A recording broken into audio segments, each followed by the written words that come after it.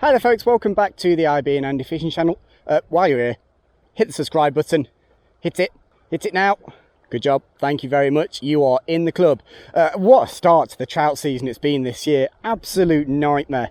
The last 2 or 3 weeks of the grayling season we had high pressure, clear skies, clear rivers, bugs hatching, trout rising, we couldn't do anything about it. Got really excited coming into the trout season, and since then it has rained, and all the rivers here in Derbyshire and largely over most of the UK have been pretty knackered. In truth, the river I'm stood next to right now is pretty knackered anyway, but we've got to come down and get some fishing done. I really want to get the first trout vlog of the year underway. Conditions aren't great, water visibility is about 12 inches, the water is probably nearly 2 feet higher than I would like it to be for trout fishing, so we've come out with the big guns, we've come out to do some streamer fishing. The streamer fishing is something that always goes really well on the vlogs, everyone's really interested because it's something that particularly here in the UK we don't do much of. In truth, it isn't something I do lots of, I tend to use it in specific situations and this is definitely one of them. When the water's lower, when it's clearer, I prefer to use the more conventional techniques, you know, with spider fishing, with dry fly fishing, hopefully, if not with euro nymphing. I try and use the streamer fishing fairly sparingly, but with the river in the condition that this one is in at the moment, we're going to need to get the big guns out. I've got 2 rods with me. I've got an adjustable length euro nymphing rod that's going to be used with little jig streamers, lighter weight stuff, it's shorter range in the slacks and stuff like that, and then I've got a fast action 5 weight with a Rio streamer tip fly line on the end of it, a very short 4x leader. And we're fishing single heavy fly on that one. So we've got 2 rods. I will say we've only got about 2.5 hours. All the weather forecasts are saying that by midday we're going to have some really bad weather coming. That wind's going to get up, the rain's back on its way. So we've got a very short window here. I've set myself the arbitrary target of catching 2 or 3 fish. I mean, that is the extent of what I think I can achieve out of this river. If I could get 2 or 3 on a day like this, I'd be absolutely thrilled. Let's go and give it a crack. With this being high and coloured, I think this is going to be all about slacks, seams, edges and eddies. These fish aren't going to be sat in feed lines. With the water being coloured, they're not going to be able to see the food that's coming down to them, so we're going to spend a lot of time fishing in the edges, fishing in the seams, getting wrapped around random bits of metal in the edge. What are the chances of that? I've picked up the fly line rod first with that streamer tip line. I've got a fully milled complex twist bugger on the end of this, and I'm just going to pop this down the edge here. There's a big back eddy, big seam. Got a very short leader on here. I've got about 3.5 feet of, pretty sure it's 10-pound fluorocarbon I put on, should remember that. So that streamer tip is going to get that fly down very quickly into this deep heavy stuff. The reason I've gone for that twist bugger, I just lift it up very quickly, is that it's bulky, it's going to push a lot of water. I think that's going to be important when visibility is low. The ability for a fly to push water and make noise is really important to me. So a big back eddy here. Plenty of space for fish to sit out and use very little energy.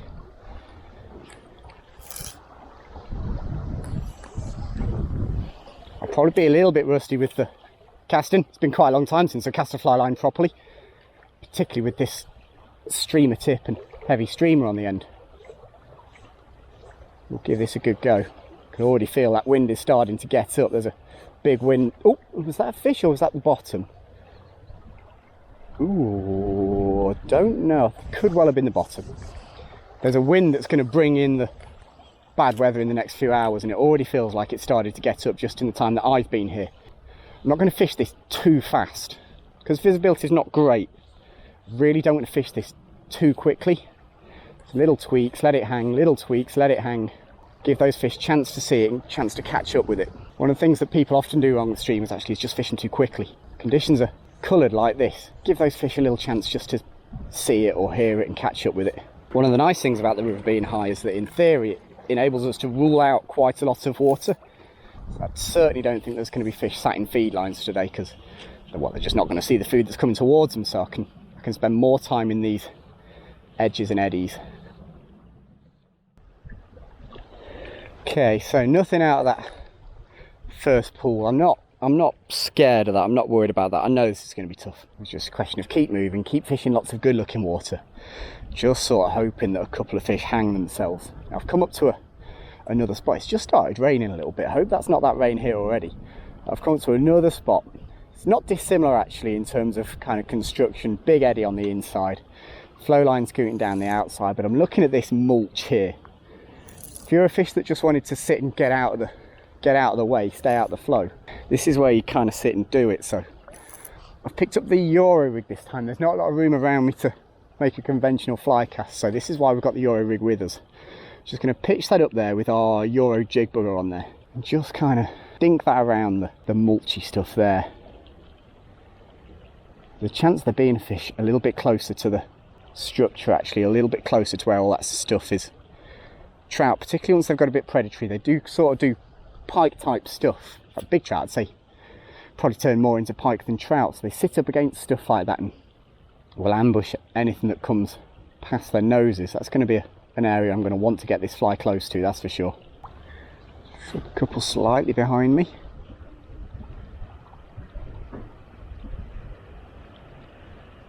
This is the shallower end of this. Oh, that was a take. I was just about to say, this is the shallower end of this pool.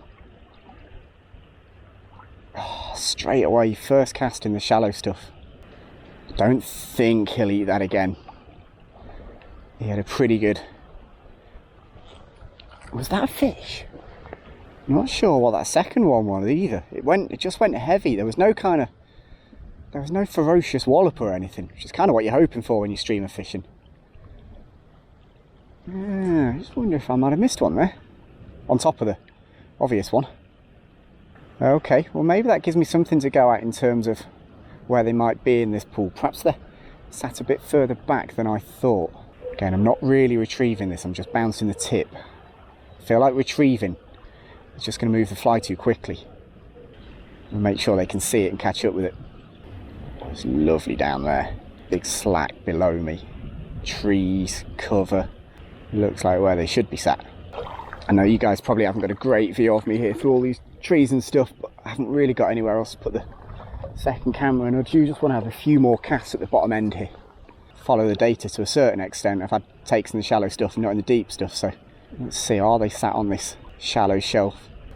And then there is, I don't know if I can access it with the water at this height, but there is a big back eddy over there up against the far side bank. Let's take a few steps across and see if I get swept away or not. No. Okay, let's just backhand a couple into this flack on the inside here.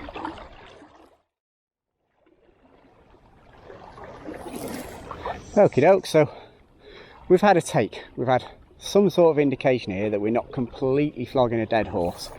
And to be honest, it's not one of those takes that I ever felt like I was gonna hit in hindsight. Snatchy, grabby, slashy thing. As I said, generally with streamers, if they're gonna hit it, they hit it. Nothing else there though, so we've moved upstream. I've got a lovely flat slack on the inside of a really defined bubble line. I'm going to fish this at reasonable range given how flat it is. I'm going to fish it upstream. Two reasons. First off, I haven't really got another option because I can't get in at the top of it. Secondly, a couple of conversations recently with a buddy of mine who does a lot of lure fishing for trout with crankbaits and spinners, and he is absolutely adamant he never fishes anything but directly upstream, stripping back down. And he says it's because if a bait fish is going to flee, it's going to flee down river. And I guess it sort of makes sense. Also kind of puts you on the blind side of the fish as well. I can rationalise it. I'm not 100% sure I'm convinced by the fleeing bait fish thing, because traditionally people would fish streamers swung, but I can rationalise it to a certain extent. One thing it does mean is having to just strip a little bit faster just to make sure we are applying some movement to that fly. It looks great in the water, that thing. Absolute dynamite.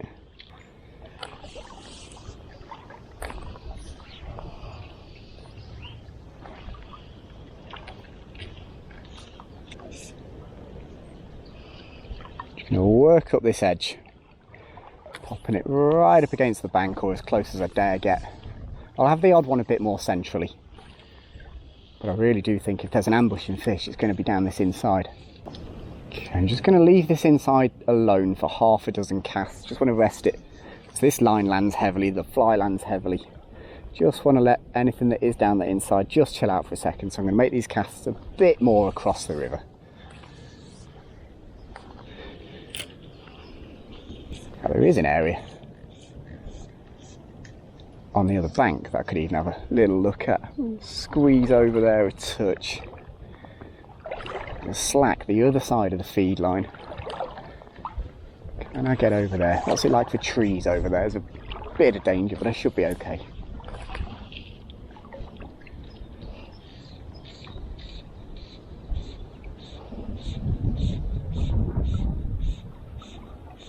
Again, going back to the shorter, jabbier retrieve. I don't feel like I really need to rip on this muscle. I'm just going to wind a bit of that line in so I'm not fighting it when I'm casting.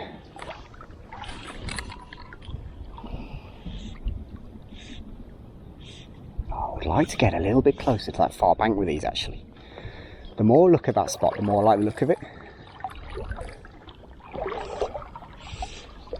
Keep everything nice and low.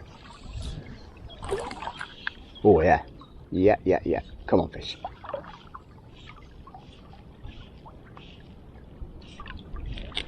There he is. It's a good one as well. It's a good one. I'm going to try and get back towards this inside bank a little bit. Out of that main flow. Oh, it's a nice fish. That was such a good cast. Without doubt, the best cast I've made today. Right up against the inside. Kind of get a bit of this line on the reel. Let's worry about the fish first. Yeah, it's a nice one. It's a nice one. I feel like we've got him under control. There we go. Whew. Good stuff. That was absolutely perfect. Yeah, good cast, Andy. Give myself that one. Now, don't get me wrong, there are bigger fish than this in the river, that's for sure. It is a nice one. But you couldn't wish for a prettier trout. Look at that. Gorgeous fish. Early season streamer muncher. Let's get him back, see if he's got a big brother over there.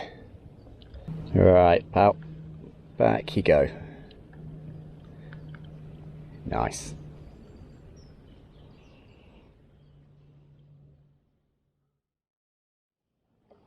Yeah, that one was all about the cast there. That was such a good drop. Right up against the edge. It's given me a little bit of food for thought actually in terms of where I should be looking for these fish.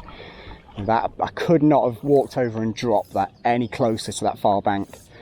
And the take came almost immediately, so perhaps that's given me a little bit to think about on both sides of the river actually, not just on the far side. Do I need to get a little bit tighter to the inside bank than I was previously?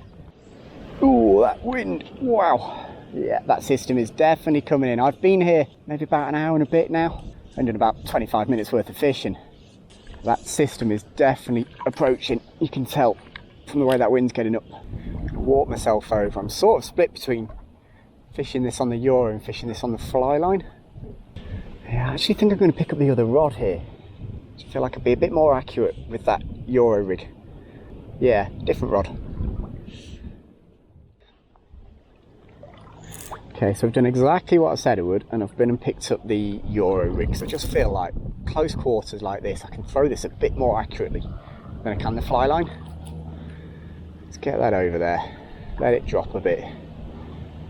Couple of taps. Again, not retrieving, just tapping.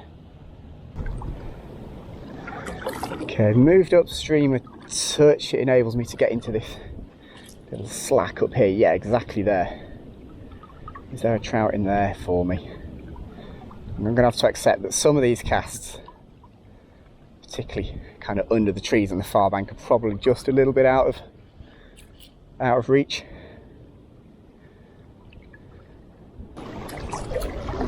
That's nice, right up against the edge.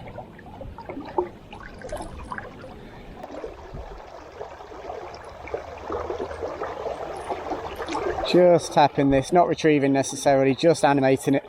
There's loads of places underneath here for a fish to sit and ambush in. A little bit surprised I'm going to take it yet.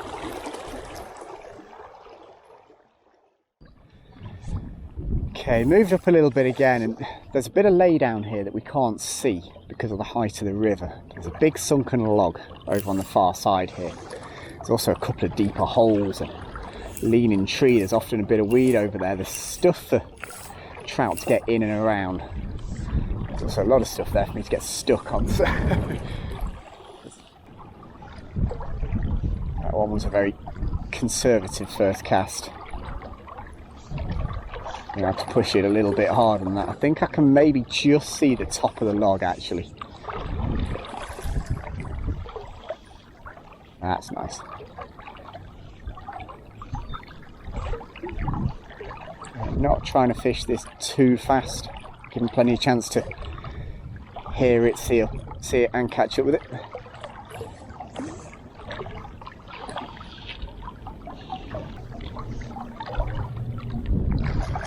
Okay, this one's a gamble because I know it's in amongst all of the crap in there, but I just want to catch one more because I know that weather's coming.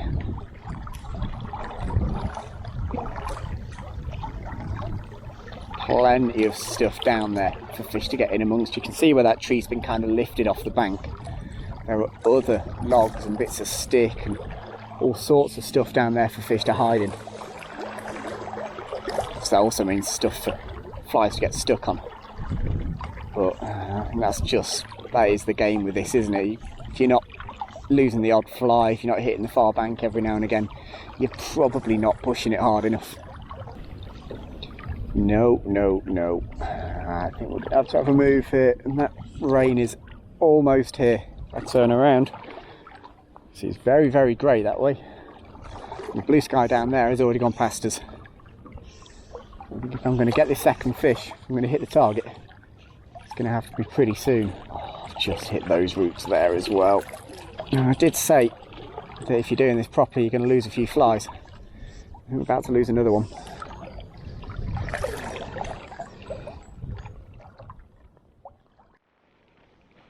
Well, this is nice. Springtime fishing. Can't beat the start of the trout season. God. Well, I like to pride myself on not being particularly easily beaten, but that is absolutely grim to the point where I'm actually going to drive home wearing my waders because I just don't want to get changed out there. It is absolutely foul. And that heavy rain that was forecast for later on in the day is definitely here right now, and it is miserable. The winds go up, it is just horrific out there, and I have absolutely no interest in getting back out of this car. Weirdly, I think I'm going to make a video out of this. Generally, I would record something like this and be like, no, that's no good, I'm not going to do that, and then just can it. But I might make this into a little vlog for two reasons. First off, I really want you guys to know that I'm trying to make videos. I've had a pretty dreadful 6 weeks in terms of making vlogs. Bad fishing, bad conditions, stuff just not going right. It hasn't quite worked out. Secondly, I like to kind of keep it a little bit real on this channel, and the reality is that this is what March trout fishing can look like. It's nice to go and do the March brown stuff and large darks and make it look great. This is the other reality of trout fishing in March in the UK, is you can get wet and you can get cold and it can be windy, and it is just very, very hard work. So to those of you who are out this March braving it in these conditions, good luck to you, good on you. You deserve every single fish you catch, and if you want to catch them on streamers or nymphs, do whatever you want to do because you will have earned those fish. These are the worst possible trout fishing conditions. Guys, IB and I are going to catch you guys soon for some more fishing and stuff, but in the meantime, you guys take care. Bye bye.